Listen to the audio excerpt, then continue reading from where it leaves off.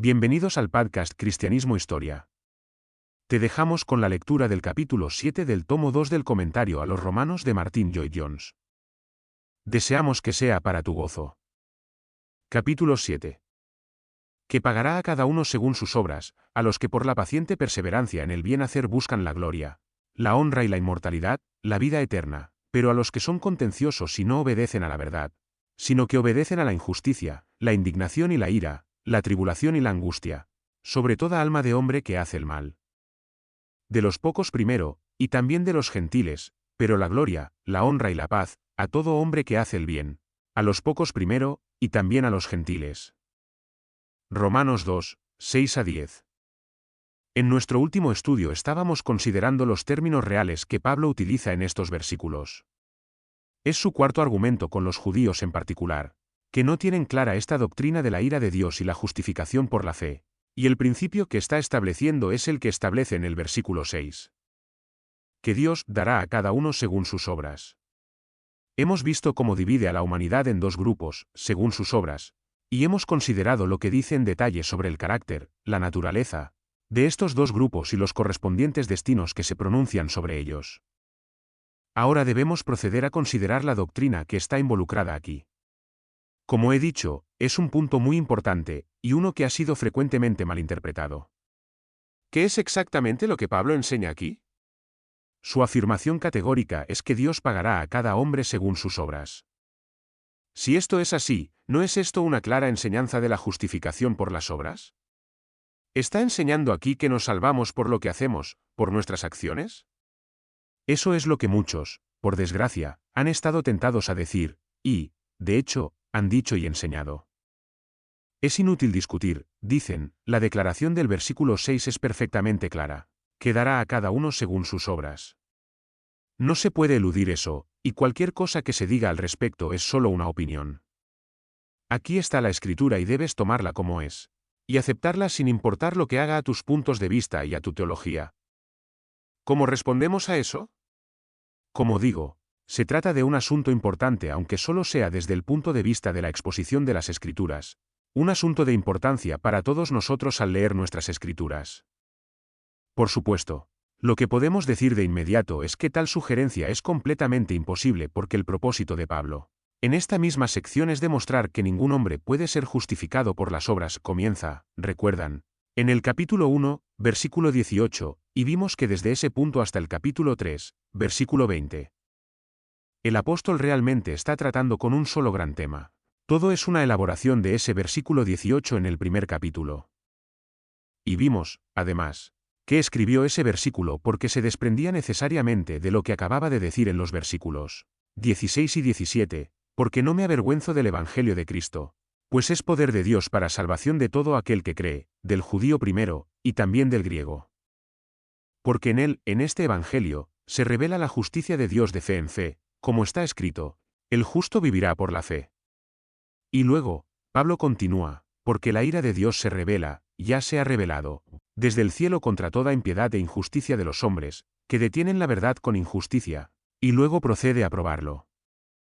Eso es lo que ha estado probando en la segunda mitad del primer capítulo, y luego, como hemos visto, lo retoma y continúa con él aquí en el segundo capítulo. Está tratando con objeciones, pero el tema es el mismo, que ningún hombre puede ser justificado sino por la fe. Como ese es su tema, no es posible que diga a mitad del argumento que los hombres pueden ser justificados por las obras. Pero si alguien todavía tiene dudas al respecto, considere lo que dice explícitamente más adelante en esta misma sección. Tomemos, por ejemplo, el capítulo 3, versículo 9, donde dice, que, pues, ¿somos mejores que ellos? No, de ninguna manera, porque ya hemos demostrado tanto a los judíos como a los gentiles que todos están bajo el pecado. Ese, dice, ha sido su propósito en este pasaje. Entonces sígalo mientras lo pone de nuevo en el versículo 10, como está escrito, no hay justo, ni siquiera uno. Esta es una declaración universal. No hay tal cosa, dice, como una persona justa. Por lo tanto, es inconcebible que diga en el capítulo 2, versículo 6, que hay algunos que se justifican o se hacen justos, o se salvan, por sus obras. Finalmente, lo concluye en el versículo 20, donde lo pone de una vez por todas en estas palabras. Por lo tanto, por las obras de la ley ninguna persona será justificada ante él, porque por la ley es el conocimiento del pecado. Nada más. La ley te da el conocimiento del pecado. No salva. No puede salvar. No hay ningún justo, no, ninguno. La luz de todo esto, digo que la sugerencia de que los versículos 6 y 7 se refieren a la justificación por las obras se muestra total y completamente imposible. ¿Qué está diciendo el apóstol? Aquí, de nuevo, permítanme hacer un punto con respecto a la exposición bíblica. Si nunca hemos tenido una ilustración de tal error antes, ciertamente tenemos aquí un ejemplo del terrible peligro de tomar un versículo fuera de su contexto y establecer una doctrina sobre él. La gente es muy aficionada a hacer eso. Me parece que está muy mal sacar un versículo de la Escritura de su contexto en cualquier momento, bajo cualquier circunstancia. Si se hace eso aquí, y se saca el versículo 6, quedará a cada uno según sus obras, y si se mira así, fuera de contexto, se puede llegar a esa falsa conclusión que acabo de descartar. La manera de evitarlo es hacer lo que acabamos de hacer y asegurarnos de que cada versículo se toma en su contexto y nunca se separa de él. Y por eso me parece que deberíamos estar de acuerdo en que las llamadas cajas de promesas son totalmente antibíblicas. No solo pueden ser engañosas e introducir un elemento de azar o casi de magia, sino que utilizarlas es violar las Escrituras. Nunca debemos aislar una declaración de las Escrituras de su propio contexto. Además, por lo general, encontrarán que si tienen dificultades sobre cualquier declaración en cualquier lugar, el contexto mismo será su mejor guía con respecto a su exposición. Mucho más importante que un conocimiento del griego o del hebreo o cualquier cosa parecida. El contexto es la mayor ayuda concebible para la exposición de cualquier escritura, porque estos hombres, iluminados y utilizados como lo fueron por el Espíritu Santo, tienen temas, y elaboran sus temas. Son lógicos, y razonan, y son claros. Hay algunos puntos en los que, tal vez, todavía no podamos llegar a la finalidad en una exposición, pero hablando en general se puede hacer, si solo se presta atención al contexto. Así que volvemos a preguntarnos, si esto no está enseñando la justificación por las obras, ¿qué está enseñando? Y la respuesta es que en toda esta sección, desde el capítulo 18 hasta el capítulo 20, el apóstol no está considerando la cuestión de la justificación en absoluto, ni está considerando el camino de la salvación. Esta verdad la ha dejado muy clara en el capítulo 1 y 6 por lo que toda esta sección no plantea en cómo somos justificados, ni cómo nos salvamos. Su tema es algo muy diferente. Lo que se plantea aquí es qué es lo que nos condena, qué es lo que nos condena. El tema aquí es la ira de Dios, y, como debemos recordar siempre, el apóstol está elaborando esto por una sola razón, y es que a ciertas personas no les gusta esta doctrina de la ira de Dios. Tratan de evitarla y de eludirla de un modo u otro. Los judíos en particular tenían la culpa aquí, pero no solo los judíos, sino también algunos gentiles, y esta doctrina sigue siendo evadida o mal enseñada por muchas personas hoy en día. Así que el tema de Pablo a lo largo de esta sección es la ira de Dios sobre el pecado y eso es lo que sigue, considerando en este versículo. Cree que es necesario algo antes de poder elaborar positivamente el camino de la salvación, y es esta dificultad sobre la doctrina de la ira de Dios. En última instancia, como creo que ya debemos haber visto claramente, ningún hombre buscará realmente la salvación hasta que tenga clara esta doctrina. Mientras un hombre piense que sus obras o su nacionalidad o su familia o su nacimiento o sus asociaciones o su profesión o cualquier otra cosa, de alguna manera u otra va a ponerlo bien con Dios, confiará en eso y no en el Señor Jesucristo. El apóstol lo sabía muy bien, así que está limpiando el terreno, está quitando todo apoyo, toda excusa, todo subterfugio. Quiere probar el punto, que todo el mundo es culpable ante Dios, que no hay ningún justo, ni uno solo. Ese es su tema. Así que lo que está mostrando aquí es el fundamento o los términos del juicio y de la condenación. Y no está considerando nada más, ya hemos estudiado el versículo 5. Pero según tu dureza y tu corazón impenitente, atesoras para ti mismo ira contra el día de la ira y de la revelación del justo juicio de Dios, el cual pagará en aquel día de la ira y del juicio a cada uno según sus obras. Esos van a ser los términos del juicio, no de la salvación. Él no está considerando la salvación aquí, solo está considerando los términos del juicio en este gran día de la ira.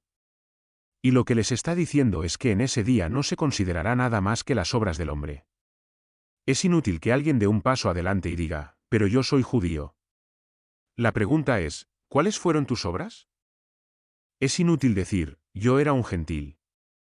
La pregunta es, ¿cómo viviste? Norma en el juicio y la condenación es una de las obras. Permítanme, entonces, decirlo así. El objetivo último del apóstol es mostrar que las obras no pueden salvar a un hombre. Pero está igualmente ansioso por mostrar aquí que las obras pueden condenar a un hombre. Y, además, creo que además de mostrar que somos juzgados y condenados por nuestras obras, está diciendo al mismo tiempo que nuestras obras muestran realmente si somos salvados o no. Otras palabras. La salvación siempre conduce a obras del tipo que el apóstol ha estado describiendo aquí. Ahora, en este punto, en caso de que alguien piense que simplemente estamos considerando a los judíos y a los gentiles en el tiempo del apóstol Pablo, quiero enfatizar que esto es algo que es tan relevante hoy como lo ha sido siempre. Hemos visto, anteriormente en este capítulo, que hay una tendencia en todos nosotros a hacer lo que hacían esos judíos. Permítanme mostrarles cómo se produce esto aquí. No hay nada, en cierto sentido, que sea más peligroso que pensar que la mera creencia de ciertas verdades, o la aceptación de cierta enseñanza solamente, o el hacer la profesión de creencia solamente, en sí mismo nos salva. Creo que verán la relevancia de todo esto en la actualidad. Hay una tendencia en la iglesia de hoy, me parece, cuando las personas se presentan como indagadores, o como sea que se les llame, a darles la impresión de que mientras digan que creen, todo está bien. Durante mis muchos años en el ministerio, me he encontrado con muchos casos de eso, donde a la gente se le dio definitivamente la enseñanza de que si solo decían que creían, eso de por sí los salvaba. Quiero mostrar, por lo tanto, a la luz de este pasaje, cuán extremadamente peligrosa está la enseñanza. Una gran cantidad de ella en la iglesia cristiana hace unos 170 años, casi hasta hace 200 años, asociada con el nombre de un hombre llamado Sandeman, fue llamado sandemanianismo o sandemanismo, y esa era su enseñanza.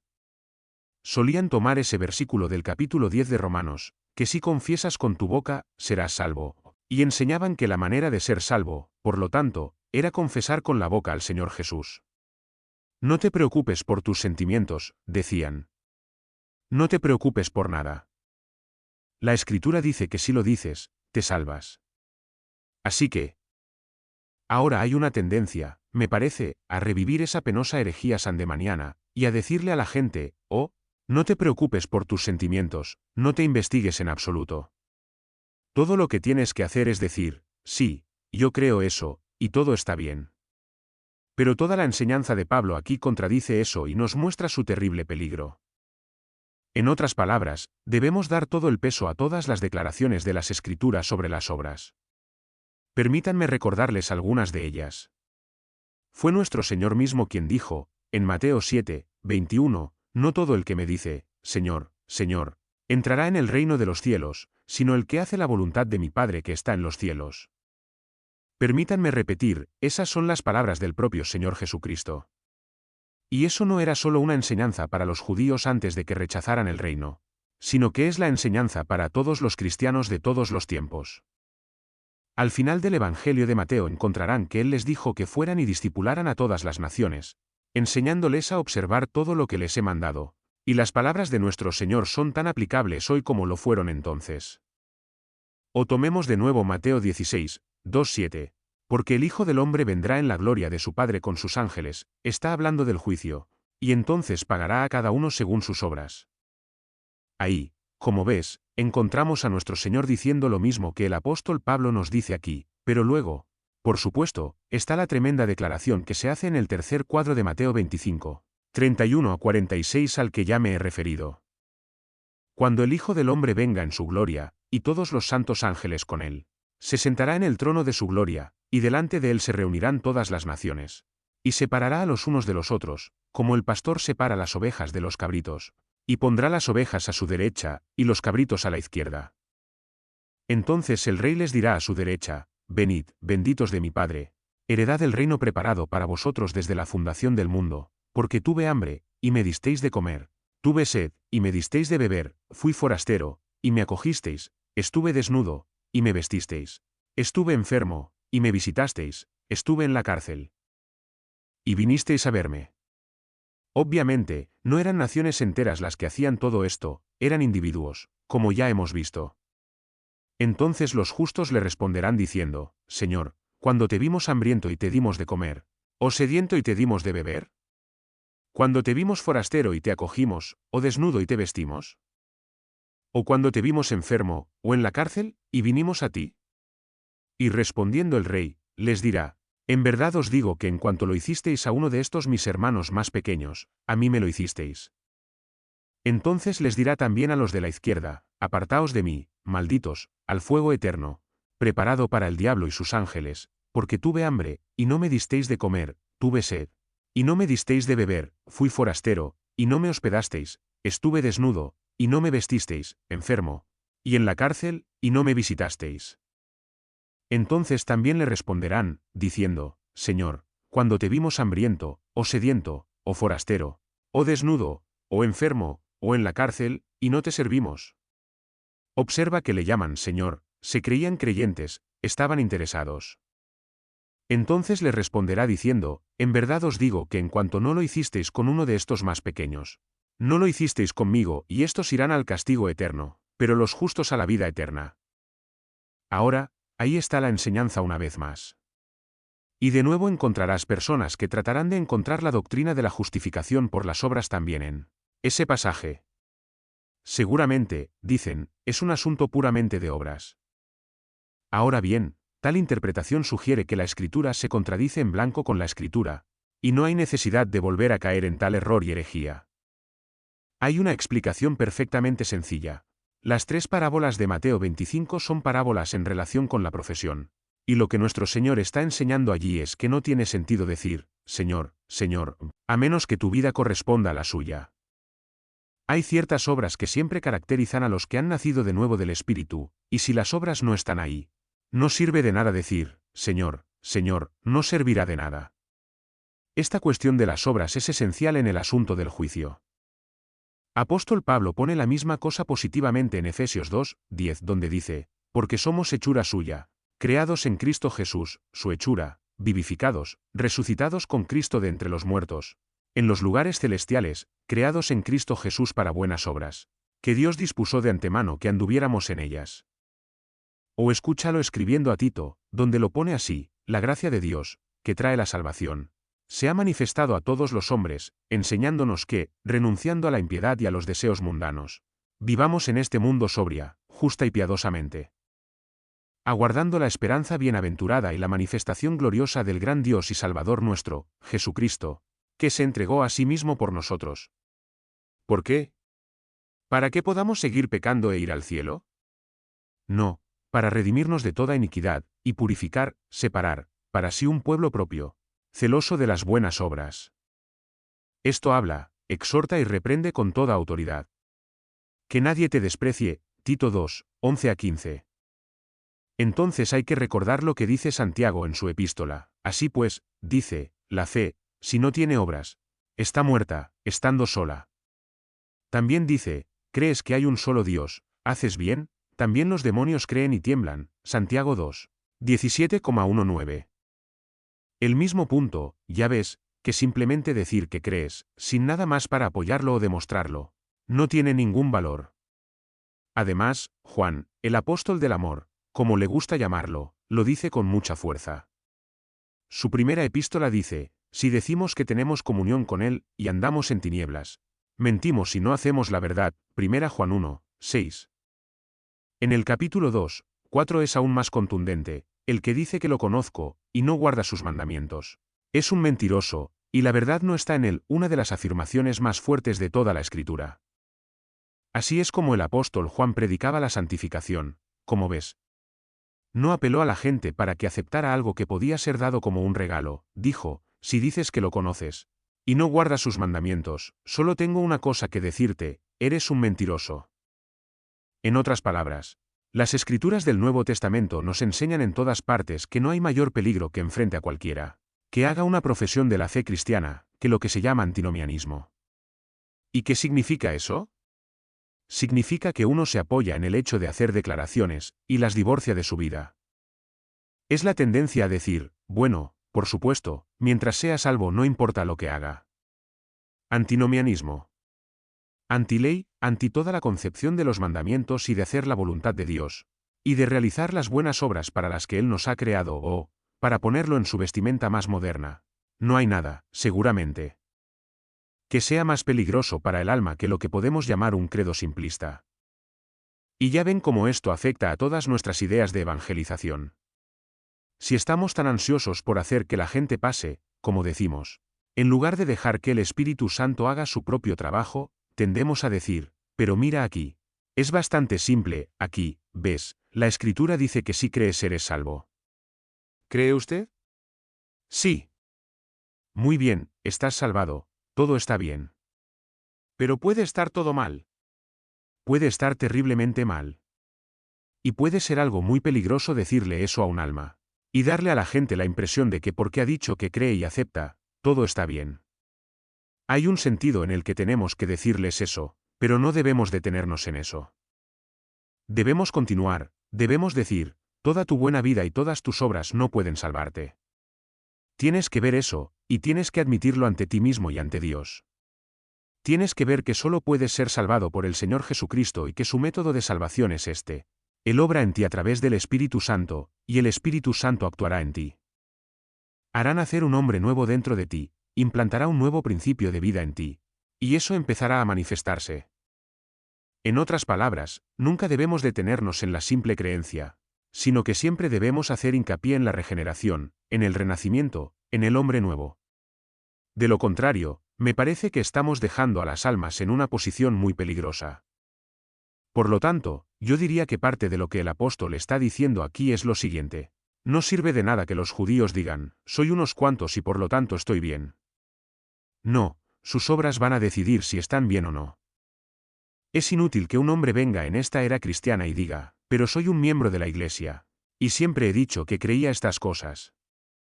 Eso solo no lo salvará. ¿Cuál es el historial? ¿Cómo es su vida?